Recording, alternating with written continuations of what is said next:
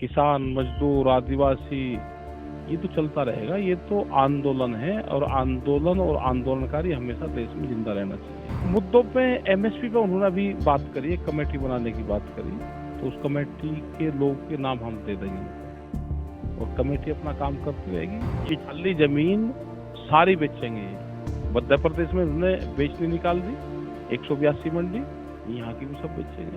12 फरवरी को राकेश टिकैत कैथल के कलायत में पहुंचे थे और वहां पर आंगनवाड़ी वर्कर्स ने इनको एक न्योता दिया था कि हम भी एक महापंचायत करने वाले हैं और उसमें आप जरूर आएं, क्योंकि उनके लिए लगातार जो है वो प्रदर्शन कर रही हैं और बहुत लंबा समय हो गया है वो प्रदर्शन करते हुए, और वो चाहती थी कि किसान भी उन्हें समर्थन करे। तो राकेश टिकैत जी आज जो आंगनवाड़ी वर्कर्स ने महापंचायत की थी उसमें पहुंचे थे। तो राकेश टिकैत जी, किस तरह की बातचीत हुई आंगनवाड़ी वर्कर से और किस तरह से उन्हें समर्थन दिया जाएगा?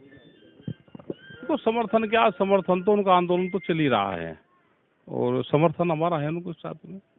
और ये है कि सरकार बातचीत करे इनसे, उससे समाधान निकाल ले। क्योंकि देखिए ये किसान का आंदोलन सफल रहा, कुछ हद तक सफल रहा, क्योंकि अभी तक एमएसपी वगैरह की बातचीत जो है वो होनी है, लेकिन अब कर्मचारी वर्ग भी किसानों के साथ जुड़ रहे हैं। कहाँ देखते हैं ये कॉम्बिनेशन? देखो, कर्मचारी कोई अलग नहीं होता ना, वर्कर कोई अलग होता, वो भी गांव देहात से आता है, उसका भी मूल स्थान गांव है। एक भाई कहीं दुकानदारी पर करने चला या वर्कर बन गया कहीं या कर्मचारी बन गया, लेकिन जब वो घर वापसी जाएगा तो उसी किसान परिवार में जाएगा। उसको 2 रुपए की कहीं से आमदनी होगी तो भी गांव में लगाएगा। कुछ आमदनी खेती से होगी, एक भाई की नौकरी से होगी कहीं से, तो गांव का ही उद्धार होता है उससे। तो ये कहने को होता है कि एक किसान है, एक कर्मचारी है, ये वर्कर है, ये सफाई कर्मचारी है, सबका मूल स्थान सबका गांव है। तो ये तो पूर्ण रूप से किसान है, किसान परिवारों के ये बच्चे हमारे हैं, जो बहनें हैं, ये पूरे किसान परिवारों से। तो पंजाब में आम आदमी पार्टी को प्रचंड बहुमत मिला, अन्य जगह भाजपा जीती। आपने दावा किया था कि यूपी में भी भाजपा को हम हराएंगे, तो लेकिन कमी कहाँ रही? हमने नहीं कहा, ये कभी नहीं कहा हमने। लेकिन ये एक जगह किसी को ये नहीं कहा कि किसे वोट देनी थी किसे नहीं देनी, एक बयान हमारा बताओ। लेकिन एक कहा है कि हमारी जो वो रहती है गवर्नमेंट की, अगर पॉलिसी गलत होगी तो वो पॉलिसी जनता को बताते हैं। तो क्या फिर भाजपा की पॉलिसी ठीक थी यूपी में, तभी उनको बहुमत? आपका चैनल अगर दिखा सकता हो तो भाई, किसी चैनल की हिम्मत है दिखाने की तो दिखा दो, क्या हुआ वहाँ कोई दिखाने की हिम्मत? हमने तो बता दिया ना कि उनकी यूनिवर्सिटी में अगर कोई एडमिशन लेगा तो फेल नहीं होगा। ये तो बिल्कुल, जैसा कि पंजाब में आम आदमी पार्टी आई है, स्पष्ट बहुमत मिला है, वहां आते ही भगवंत मान ने ताबड़तोड़ घोषणाएं की, नौकरी देने की बात हो या फिर एमएलए की जो पेंशन है वो एक रख दी गई कि जितनी बार भी वो बनता था वो पेंशन लेता, लेकिन एक पेंशन कहाँ देखते हैं सच? देखो, ये ठीक है, एक बार बढ़ गया पेंशन, तो जब कर्मचारियों की खत्म है तो उनको कैसे? और पेंशन 2-2 3-3 थोड़ा होती है, पेंशन तो एक हो, एक मिल गई उसको गुजर बसर करने के लिए। जनता तो बहुत है ना, ऐसा फंड किसी एक आदमी के उसमें क्यों जाए? उनको 10-10 पेंशन क्यों मिले? पेंशन एक रहे, उसकी चॉइस की रह जाओ, जिसमें ज्यादा मिल जाए वो रह जाए। तो इसी जीवन यापन चलाने के लिए बहुत होता है, और आदमी भी है, पूरा देश है, कर्मचारी हैं, उनकी पेंशन खत्म और एमपी एमएलए की 10-10 3-3 4-4 6-6 पेंशन, ऐसे कैसे हो जाएगा?